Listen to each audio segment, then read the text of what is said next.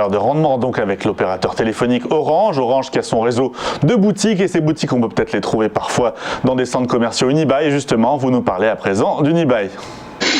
Excellente transition, Maël. Et effectivement, donc Unibail, c'est une vieille valeur de rendement, sauf qu'on ne l'oubliera pas, c'est une valeur qui qui ne donnera plus de dividendes normalement jusqu'en 2023. Donc là, on est sur un thème qui est différent. Je préciserai aussi que c'est une valeur que l'on ne peut pas mettre dans son PEA puisqu'elle fait partie du secteur immobilier, mais c'était une valeur qui était une valeur de faux rendement. Je reste toujours dans mathématiques du jour.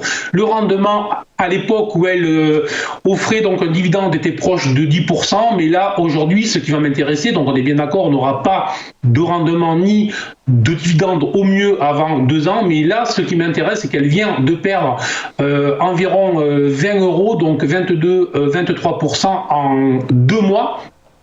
Et surtout, elle est venue rechercher un niveau support, anciennement résistance, désormais support autour des 67-68 euros. Et hier, on a vu qu'à ce niveau-là, il y a eu un rebond. Donc c'est très intéressant. On voit que les acheteurs ont été sensibles à ce niveau, donc c'est à surveiller.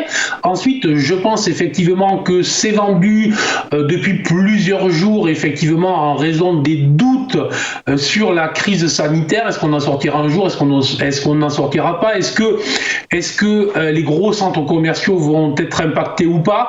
Je pense que ça devrait être une réaction épidermique et que si on a un horizon de long terme et si l'on pense qu'on finira quand même par sortir de cette crise, on est sur des niveaux d'entrée probables sur ce titre, je dis bien lorsqu'on a un horizon d'investisseur à 3 ans ou 5 ans. Donc je conseille tout simplement pour les investisseurs long terme de regarder sur un niveau qui potentiellement est très intéressant.